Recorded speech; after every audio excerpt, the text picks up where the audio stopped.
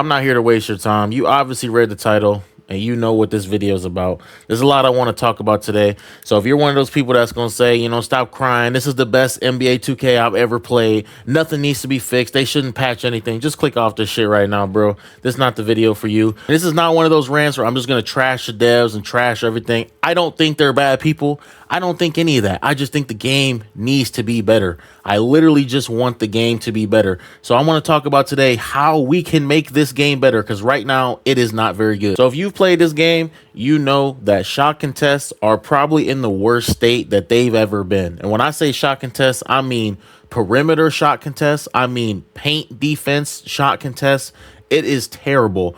It's almost to the point where if somebody catches the ball and you run at them and put your hand up, they have a higher chance of greening than if you just stand in the paint and let them shoot. It literally feels like that. Like every time I run out to somebody to put my hand up, I know for a fact they're greening it. I'm better off just sitting there in the paint. And this happens constantly. Like it almost feels like having a high perimeter means nothing. Paint defense is probably some of the worst shit I've ever seen on a 2K ever. Also, when you put your hands up, it makes you jump. So I know, people are going to comment and whatever. Before you do, Mike Wang said, I know he said, yes, you have to move the stick in a different direction, obviously, so you do not jump. But please make it make sense. Why would I put my hands up on the perimeter to get a shot contest and he goes to the paint and I have to flick my stick or move my stick in a different direction than up in order to not jump?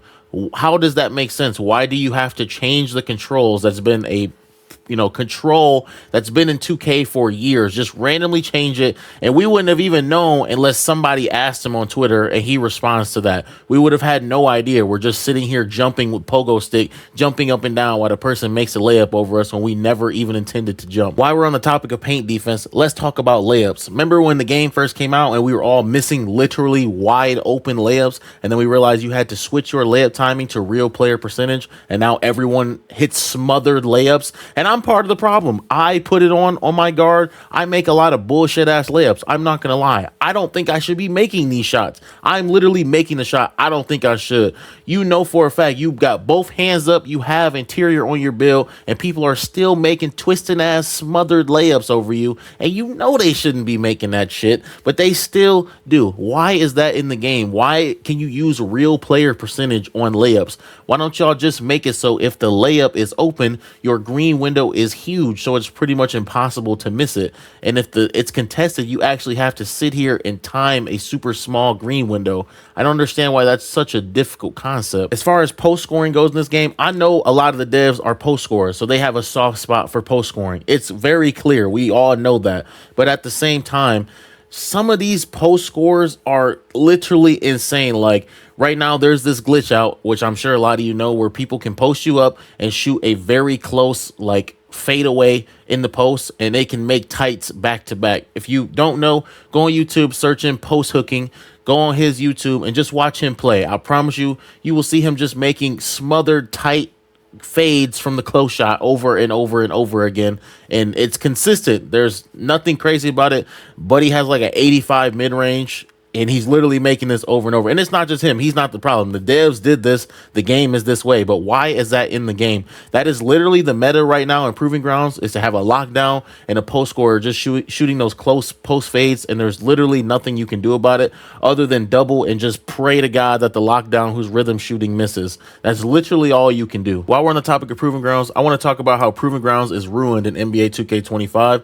We thought it was going to be this great ranked play thing, but it's not, because people are cheating. If you lose the game in Proving Grounds, you can just dashboard before the game ends and your win percentage will go down, but your rank won't go down at all. So there's tons of people on the leaderboards who've been doing this most of the season, and they're going to go ahead and get that great logo over their name after they've been cheating the whole season, when there's people who are actually playing legit who aren't going to get anything, and they're going to get some rank that they didn't even want, and they don't have any capability of getting past these people because they just dash every game. Some of the top people have been doing that. I'm not going to name call, but, there's been YouTube videos about it. There's people on Twitter talking about it. If you want to go look yourself, go ahead. But we all know Proving Grounds is ruined because of that. And also, skill-based matchmaking ruined Proving Grounds as well. It's almost sweatier to go play in the theater in a double rep event than it is to play in Proving Grounds, because you're going to get matched up with pretty much hawks, and you got to sit 5 inches from your TV and all the way up on your chair to make sure you don't lose every game. And you got to run the most meta lineup, guard, lockdown, big, or you're going to lose most of your games.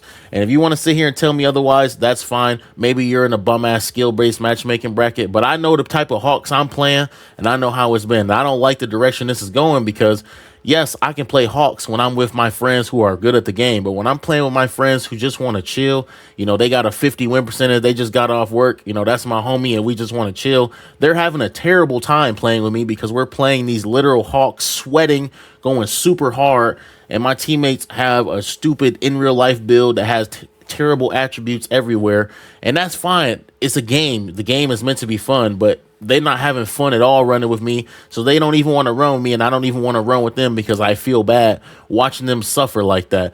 And I know a lot of y'all don't care. You think skill-based matchmaking should be in the game, but we're going in the direction of Call of Duty. Call of Duty public matches were ruined by skill-based matchmaking because every game feels the same. The connection feels worse because they're matching you up with people from Asia and Africa and Uganda because they're trying to get the best match to your skill as opposed to the best match to your connection like they should be. And that's the direction 2K is going. So keep praising skill-based matchmaking. That's the direction we're going to be going. 2K servers aren't that good. So we're playing people in Asia servers. We're going to be lagging against some of the best people we've ever played. And we're sitting here lagging, both teams lagging, and now we're just suffering. So if that's what y'all want, okay, go ahead. Keep praising skill-based matchmaking. Let's talk about lane steals. Lane steals are the craziest they've ever been in any 2K.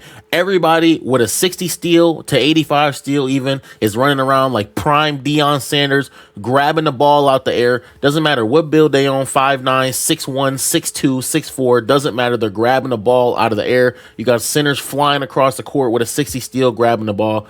I'm all for lane steals being good, but can we make lane steals good for people who actually have the rating? Why is someone stealing the ball from me in a passing lane twice on twos and they literally have a 50 win percentage, and I look at their calling card after the game and their stats and they have 85 steal and they're flying across the court, moving at the speed of flash, twisting around to wherever I throw the ball?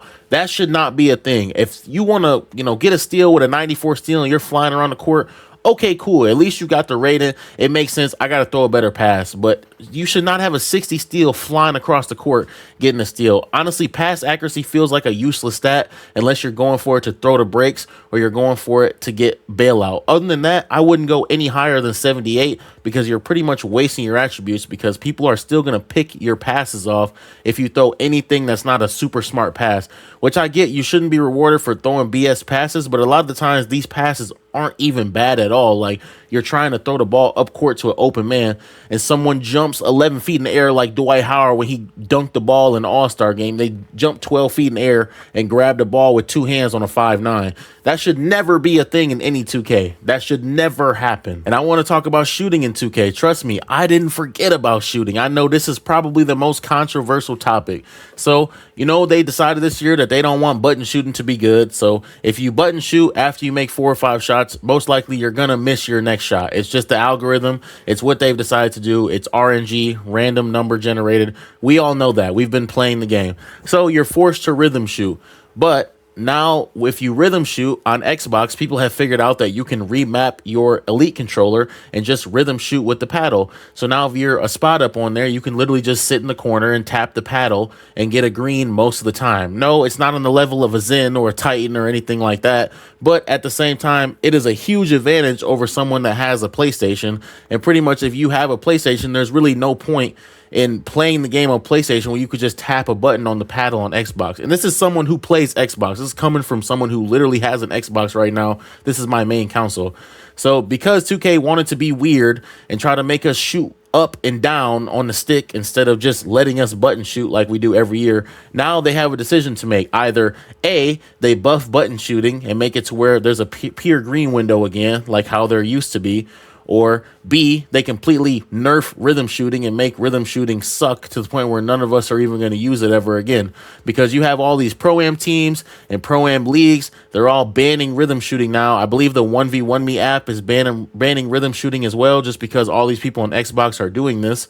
And 2K can't patch Xbox remapping paddles. So I don't know how they plan on fixing this. There's definitely going to be a big change to shooting in this new season 2 patch that's supposed to come out on October 18th. So we'll see what they do with the shooting. Personally, I just don't like RNG. I just think if I time my shot right with the button, I should be able to green every shot. I like how you could green every shot in certain other 2Ks. I do not like when they decide that you're going to miss. I understand if you have a 75-3, okay, maybe throw a little RNG in there to where you miss if that's what you have to do. But if you have a 90+3, you should not be missing if you're timing it right. They should not just force you to miss. And if you're disagreeing with me in the comment section and you think you're the best shooter in the world, please feel free to DM me your player card on Twitter. My Twitter is at the top of this page right here, at the top of this video. Please feel free to DM me. I guarantee your 3-point percentage is not higher than a 65%. I guarantee it. And we all know that. Most years you can shoot 65% plus. This year, you're probably shooting 40-something or 50 or low 50s.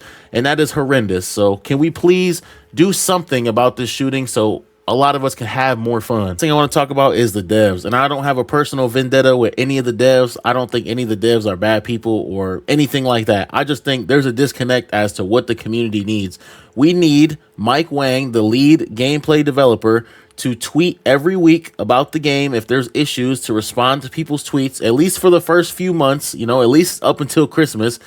If he could at least drop a video and be like, hey, I know Proving Ground leaderboards are cooked right now, but don't worry, I'm going to fix it in the first patch. Or, hey, I know lane steals are insane. There's people running around like Deion Sanders with a 60 steal. Don't worry, I'm going to balance it out. I'm going to fix it before the patch. That will be cool. At least we would know, okay, hey, I don't need to make a new build to combat the stuff that's going on because they're going to fix it in this patch. Right now, we don't even know. Like, for all we know, nothing's getting fixed in this patch besides some cosmetic issues or, some random thing. Like I talked about how the Czar will tweet about like, oh, I'm going to fix the my player builder glitch where, you're accidentally Devin Booker instead of your my player after you make a build. Like, we don't care about that. At least the majority of us don't. We want the game to be better. Like, you can just throw that in a patch note. You don't need to respond to every single person asking that. You need to respond to people asking you questions about the gameplay on your game, because at the end of the day, 2K gameplay is what makes the game, not all the cosmetics. Realistically, none of us really even care that much about the cosmetics. We just want a good game. We'll literally sit here and you see we're enjoying these old town 2K15 parks because we don't care about the cosmetic that much. We literally like the nostalgic look of the old parks. We don't care for these new weird, crazy parks you guys are putting in with a robot in the corner and all that. We don't want any of that. We literally just want to hoop on a regular court. It feels good to play basketball on a regular court and not on some weird pirate ship or something else weird. So that's all I got to say, man. That's just scratching the surface of what is wrong with this game and what really needs to be fixed and just what's wrong with this community in general. So if you have any comments or you disagree with me, agree with me, leave them in the comment section. I understand, I don't know everything, but man, I feel like I know a lot after playing this game for about a month. I feel like I might need a cigarette and I don't even smoke, man. So this game will make you really question things. So, all right, bro, I'm out, bro.